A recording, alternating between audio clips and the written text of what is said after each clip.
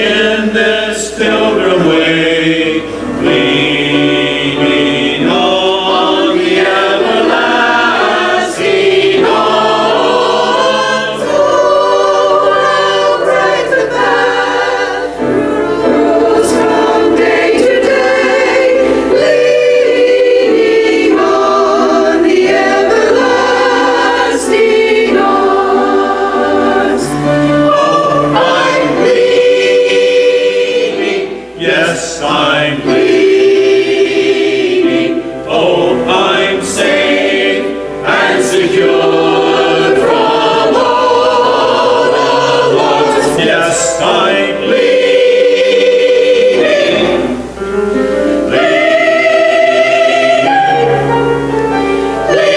leaning on the everlasting arms. Oh, what am I to dread? What have I to fear? Leaning on the everlasting arms. I have blessed peace with my Lord so near, leaning on the everlasting arms. Oh,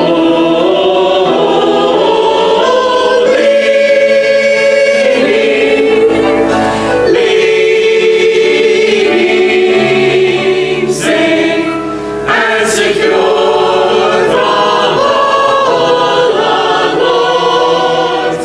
Oh, I'm leaning, I'm leaning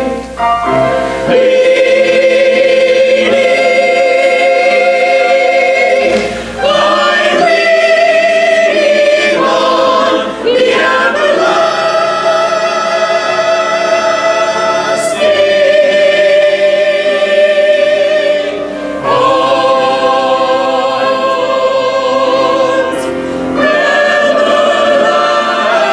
Everlasting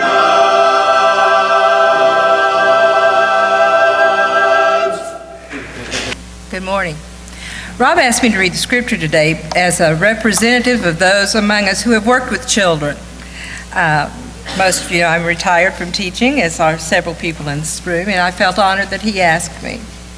So as we look at Jesus' words about children, if you'll turn with me to Matthew 18, we'll read the first 6 verses and then turn over to 19. In your pew Bible, that's on page 19. At that time, the disciples came to Jesus and asked, "Who is the greatest in the kingdom of heaven?" He called a child, whom he put among them, and said, "Truly, I tell you, unless you change and become like children, you will never enter the kingdom of heaven. Whoever becomes humble like this child is the greatest in the kingdom of heaven. Whoever welcomes one such child in my name welcomes me. If any of you put a stumbling block before one of these little ones who believe in me, it would be better for you if a great millstone were fastened around your neck and you were drowned in the depths of the sea." Chapter 19, verse 13. Then little children were being brought to him in order that he might lay his hands on them and pray. The disciples spoke sternly to those who brought them. But Jesus said, "Let the children come to me, and do not stop them, for it is to such as these that the kingdom of heaven belongs." Thanks be to God. Over these last few weeks, I have been preparing for sermons in a very different way.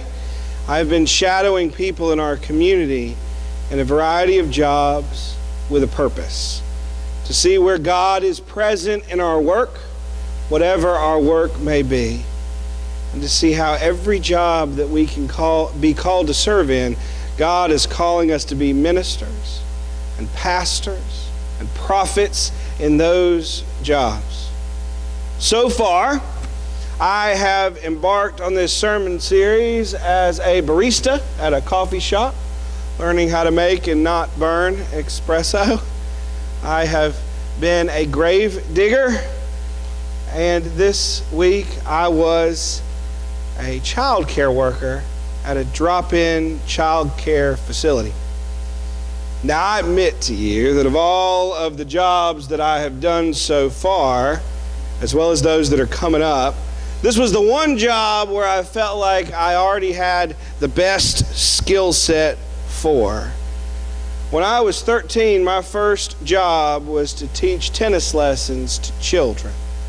I served for 5 years at a summer camp for children with special medical needs. I was a youth minister for over a decade, and I happened to have 2 little children myself. So I've had some experience with children. And so as I walked into the Cool Springs Clubhouse, it's a drop-in child care center that's located right next to the market house up the street, I did so with a level of confidence that I didn't feel when I was going in to be a barista or a gravedigger. I tried to stay open, tried to be looking for God, but in my heart, I'm thinking, I got this one. I know what this ministry is about. And as you can probably guess, since I'm mentioning this first, that wasn't entirely accurate. I didn't have this as well as I thought I did. I think it's important before I really begin by sharing what a drop-in child care center is, because I hadn't really heard of that until a few years ago. Instead of hiring a babysitter to come to your home and keep your children, you can bring your kids to a fun place where they can play with other kids, where they can play with new toys, where they can be led in arts and crafts, and even eat lunch and dinner, all while being kept safe and cared for.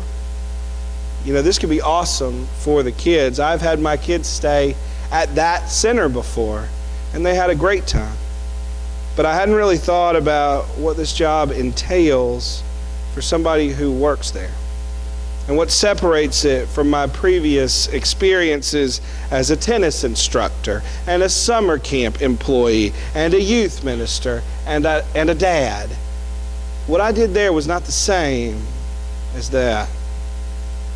One of the key differences was in relationships. In my other work experience, I knew who to expect. I had a relationship with them. I knew the children's names. I knew the things that they were afraid of, the things they were interested in. I knew what could be a challenge for them and which kids could be a challenge for me. I knew these things going in. And even working at the summer camp, when I was only going to be spending time with these kids for a week, it's still a week. You get to know a kid pretty well, teaching them canoeing or archery for a week. But that's not the experience of a drop-in childcare worker.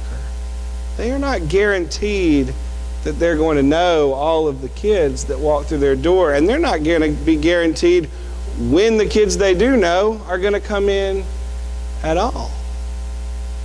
The reality is anybody can bring their child or multiple children, trusting that they will be cared for, trusting that they will be looked after and kept safe at that place.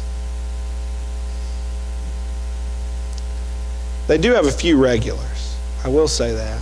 They've got some kids that go to the Capitol Encore Academy, where some of our children in the church go, and they use the drop-in child care center as an after-school program.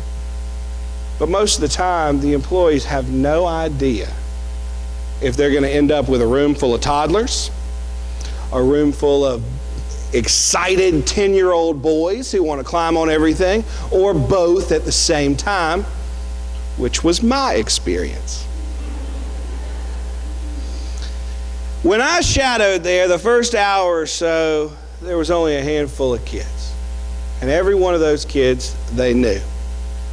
But it didn't take long before the room was filled with a dozen different children, ranging in age from 15 months old to 11 years old. All of them different. All of them with different needs. Some had physical limitations. Others had emotional limitations.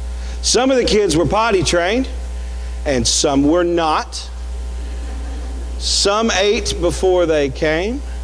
Others needed dinner, and others were offered dinner and didn't want to eat that.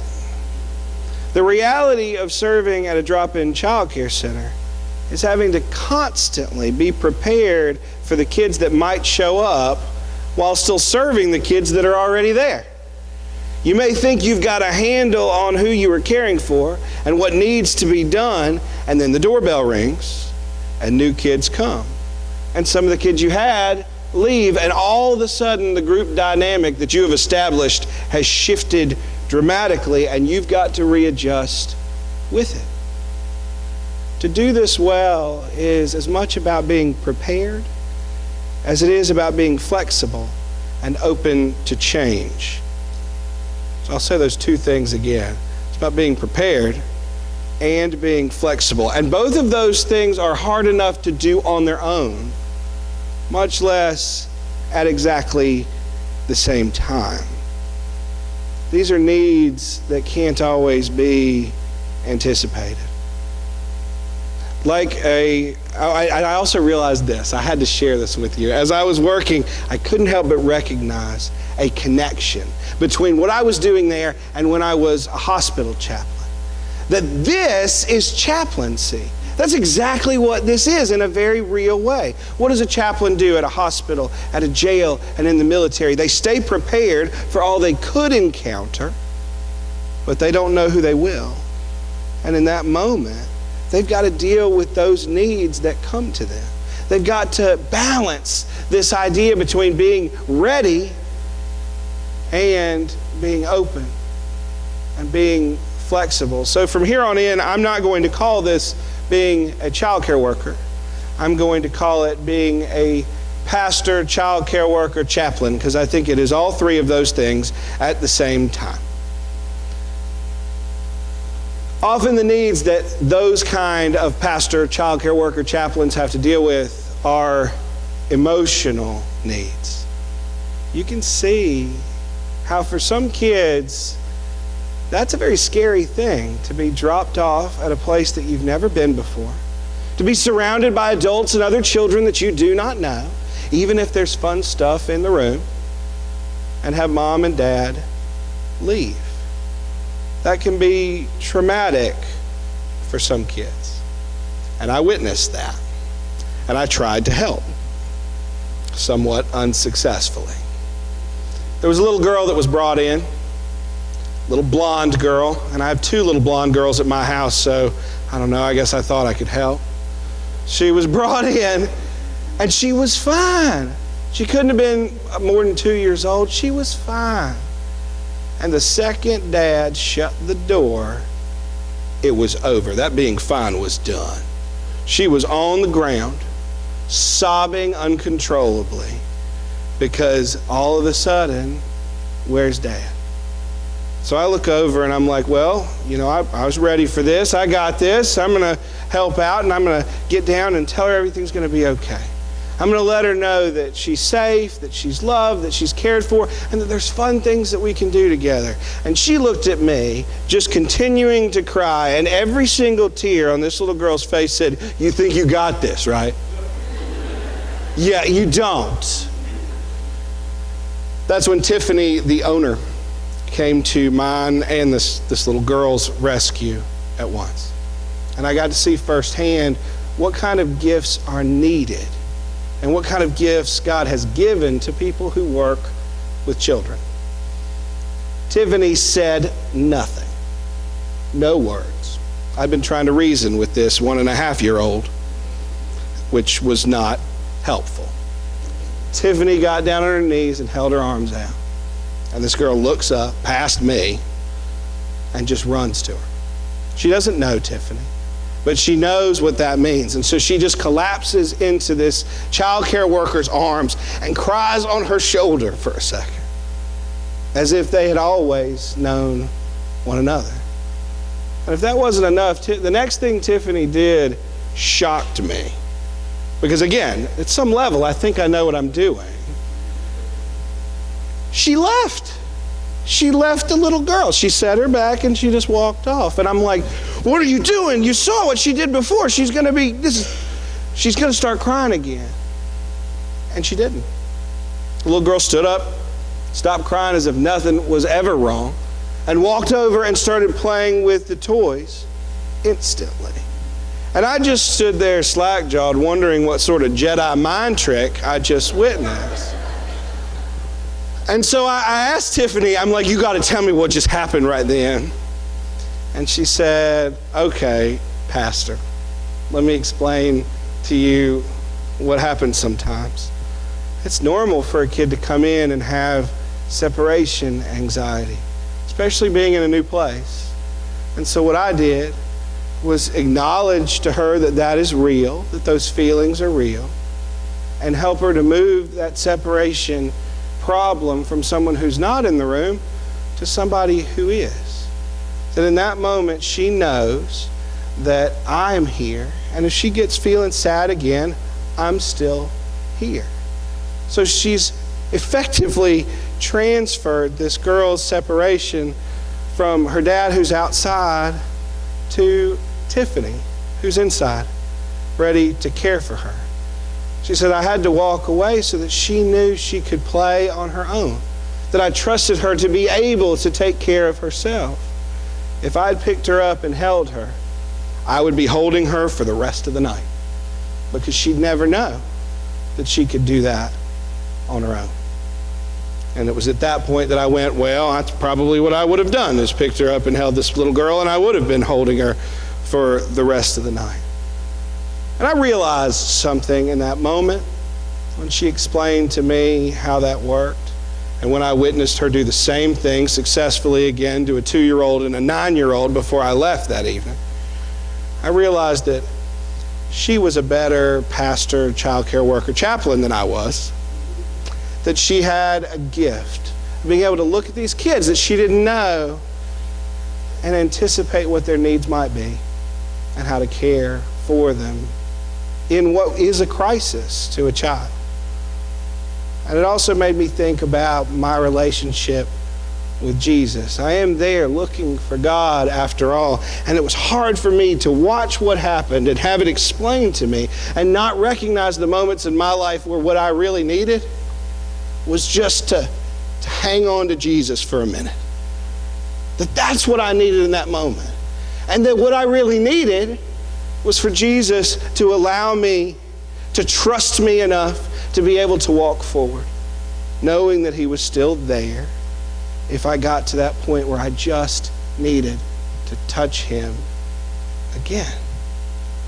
It's a powerful realization. It took no words for that little girl to know that she was cared for. It took no words for her to know that she could trust Tiffany. And it took no words for Tiffany to show her that she trusted her to be able to play by herself and have a good time.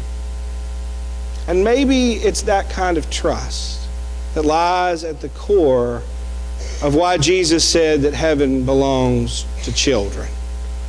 Why we must all change and be like children. You see, Jesus' greatest struggles with people, the conflicts that he has with people, were often surrounded and all about trust. Why they should trust in him. Why they should trust in God. And Jesus' greatest miracles are often centered around trust. He asks people, do you believe that I can make you well? He turns to Peter and invites him to walk on water with him. And Peter only starts to sink when he stops trusting that he can float and walk on those waves. Jesus promises his disciples that he's going to return. And he asks them to trust in that promise. Children trust. I was able to see that. I was able to witness that and even experience that working at the Drop-In Childcare Center. And they don't trust others because they're ignorant. They trust because they want to, because they need to. And it also occurred to me that maybe they trust because they have not yet been taught how not to. When I think about it this way, with this kind of trust in mind, one of Jesus' most stern warnings makes more sense to me. Jesus said that for those that put a stumbling block before a child, that it would be better if they had a millstone tied around their neck and be thrown into the sea to drown. You have to remember that I always felt called into youth ministry. And so when I read this in seminary again and again, I saw it as a very important warning for youth ministers, that I better make sure that I don't do that. And every day at Yale Divinity School was a reminder of this, because guess what they paved the quad with? Millstones. That I'm literally walking on what Jesus is saying needs to be tied around my neck if I don't care and do what's right by those children.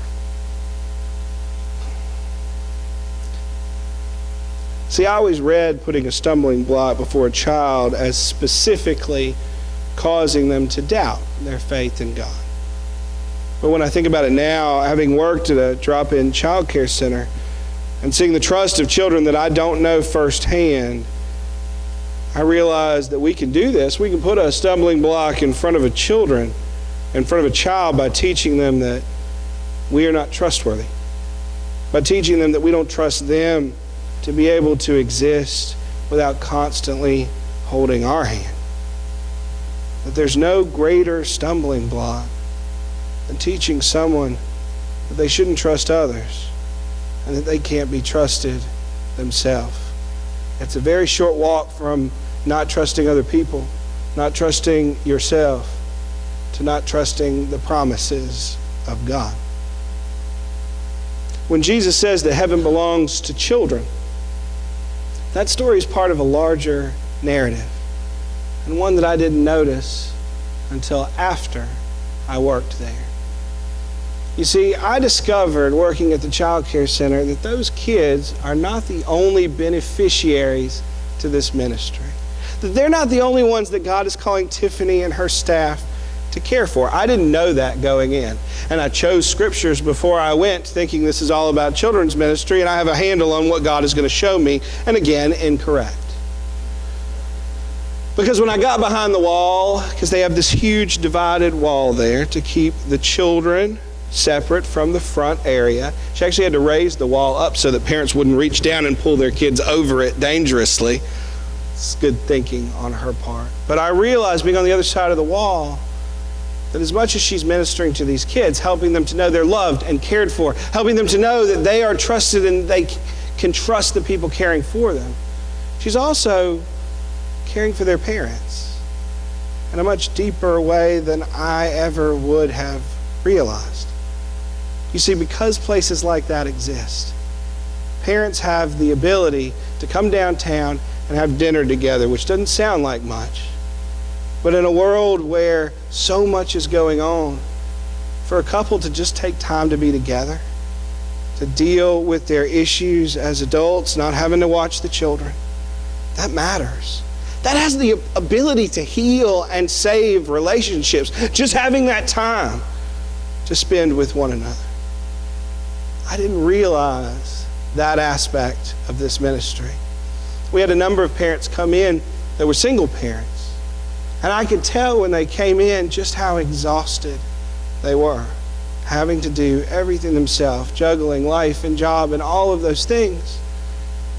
And it was such a relief and such a blessing to them to be able to know their kid was being cared for so that they could take some time to get re-energized, to maybe go to the gym. One woman said she just needed some time to pray. Of all things, to pray. That ministry makes that possible.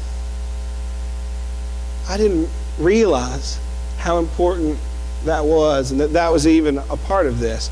And so later on in the day, Tiffany comes up to me and she says, "Well, Pastor, what'd you say? Where was Jesus in what I do?" And I said, "I feel like your ministry is not just to the children, but to the parents."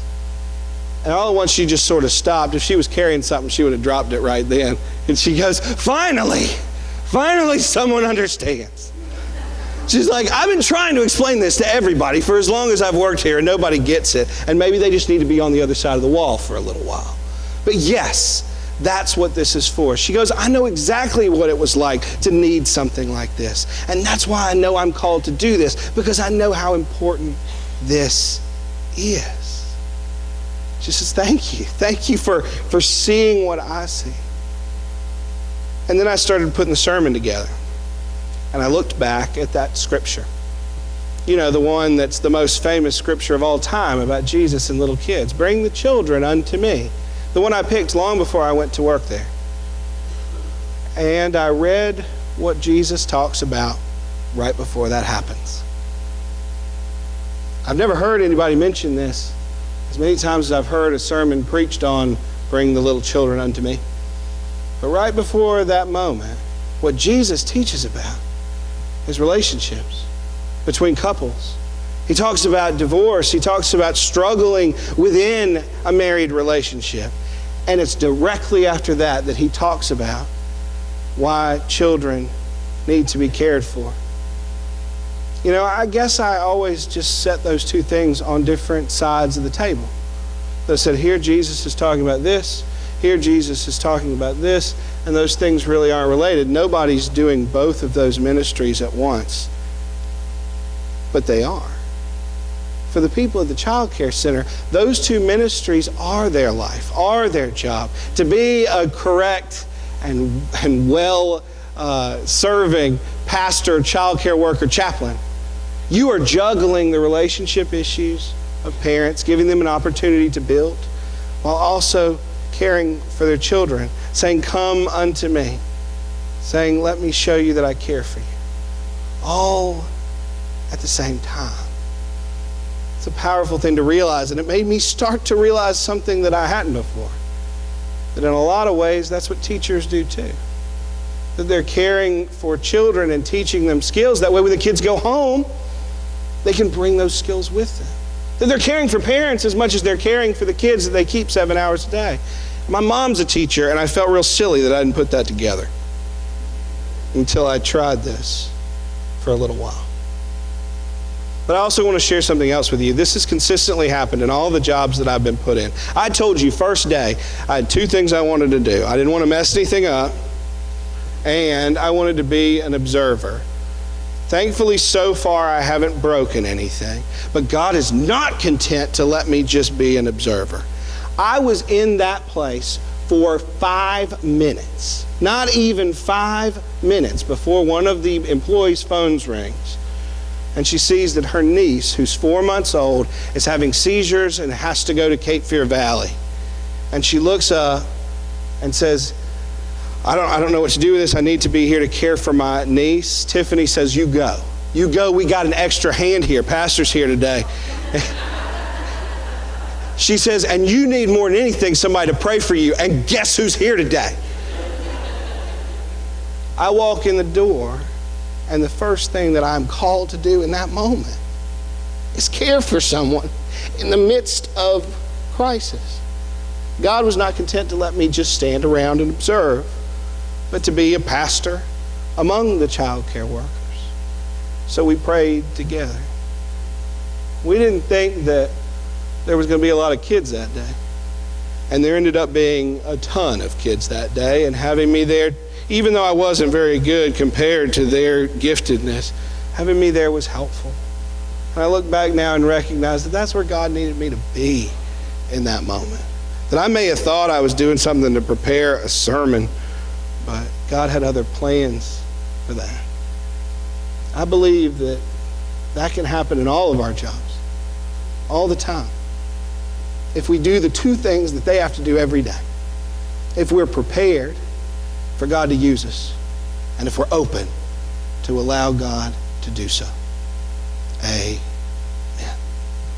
So you may be wondering why the sermon title. What is a heavenly concierge? Why would I call them that? Jesus says the kingdom of heaven belongs to children and always has. What does a concierge do? Takes care of the people that are staying there, the people that are supposed to be there, making sure that they are cared for, making sure that their needs are met, and making sure that they always know that they're welcome, and that they always know who to call when they are in need. We don't have to be childcare workers to be that for the children in our lives and in this community.